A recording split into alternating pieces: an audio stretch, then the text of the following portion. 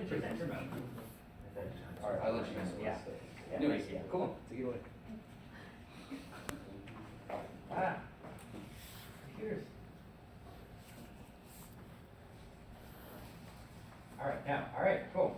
We're just gonna do this. All right, so it is another quantum sensing paper back in the dungeons of Roland Hall. Go. So there's two big takeaways about quantum sensing. Jake introduced it earlier. It's the same thing as before. Quantum sensing is a technology that uses the quantum properties of certain materials to sense things far more sensitively than any classical sensors can.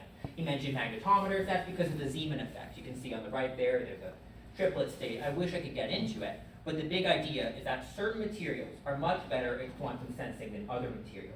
These materials specifically have two properties especially that lend themselves to quantum sensing, which is the ability to have spin state initialization and spin control. So you can see the green line going up. If you shoot, literally just shoot a green laser at this material, which the material we're going to talk about today is what's called a pentacene doped paraterphenol. It is an organic crystal of paraterphenol with pentacene dopants in it. If you shoot a green laser at it, instantly about 40% of the electrons in the bulk system will go back to the ground state S naught and release a photon. But the rest of them will undergo an inner system crossing to that triplet state on the right. That's where the interesting things happen. You can predict the rate at which it goes from the excited state into the triplet state very well. So the idea is if you shoot a laser at it for long enough, you can predict the distribution. That is spin state initialization.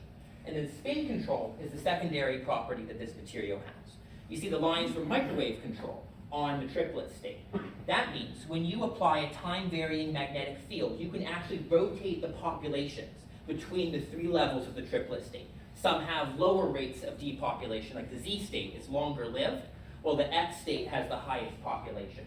So for example, if you did a microwave transition from the X state to the Z state, you would notice that very few electrons are decaying back to the ground state.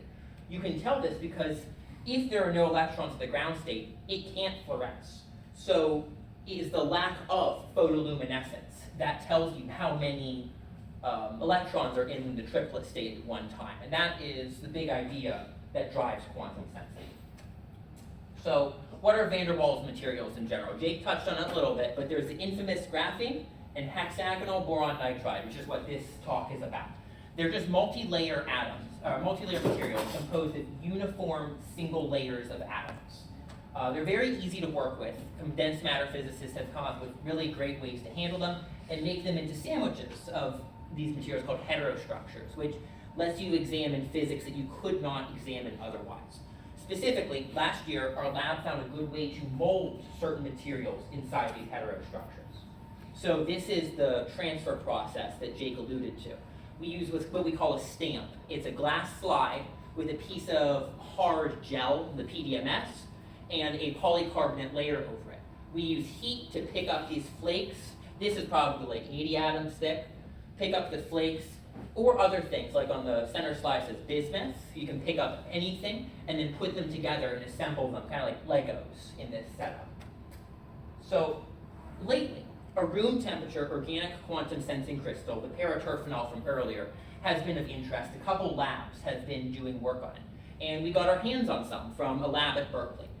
We felt that it would be an ideal candidate for the molding technique that was established in our lab last year. That's because it has a relatively low melting point, I think about 210 C, and doesn't require special conditions to operate. It's not picky about air or anything. This is in contrast to something like NV center defects in diamonds, which to mold would require melting the diamond, which you don't do that. So before, the whole point of the molding process was to examine the electronic surface states of bismuth, which are states of the electronic structure of bismuth that only exist when it is an interface between something else and itself. And we were able to have great success by molding this thin and examining those surface states, since it was mostly surface at that point. But we got inspiration from this for this project instead. What if we made a thin sensor instead? We could get closer to anything, even theoretically down to a single atom of separation than any other technique of sensing without actually interacting with the material. And that's the big idea of what we wanted to use paraterphenol for. So to do it, we had to start making heterostructures. So the beautiful magenta crystals over there, I scraped off a piece and literally crushed it up in a mortar pestle. And then we picked up a little piece of it, a literally dust-sized piece. You could probably, might not be able to see the scale bar, but that's about 40 microns across. We picked it up with HBN and made a sandwich with it in the center. So our next move was to see, well, does it behave the same as it did in bulk, as it does in the heterostructure? So here's more pictures, like the diagram here. The HBN entirely covers the P-terphenol in the center there. And if everything goes well, when you shine a laser on it, we should be able to observe that 40% of electrons radiatively decaying. And we do. So we were able to get this, frankly, incredible return. NV centers you usually expect in the 3-digit range. So to see 7,500 counts of photons is really impressive. This was a really big surprise to see.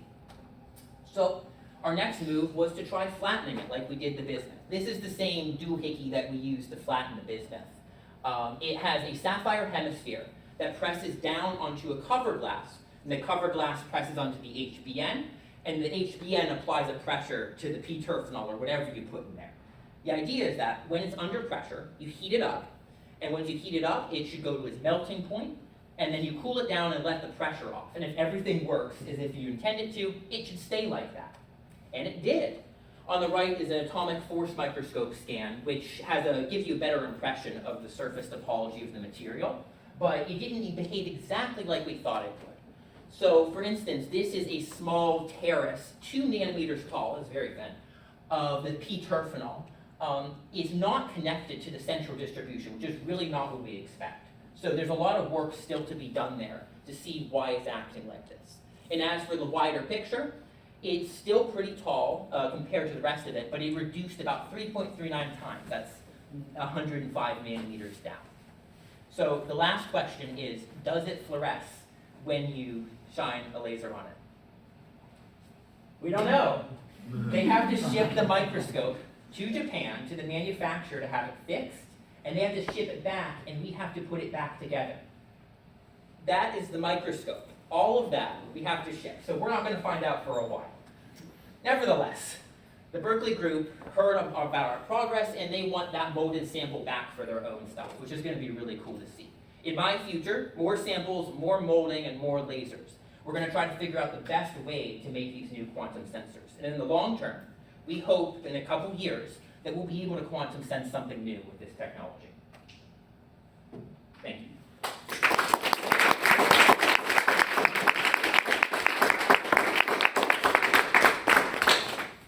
All right, any questions for Zane? Yeah. So as a freshman, did you ever feel sort of like a fish out of water when getting into your first research experience? It was definitely very imposing. Like I had a lot of imposter syndrome as to whether I could do it or not. But the people in JDSY lab are very friendly and welcoming, and it did really help me feel like I belonged there. I feel like I've really become a valued member, and that really helped with my fear of failure here. What? There are no questions. Right. Thank you, Zane, again.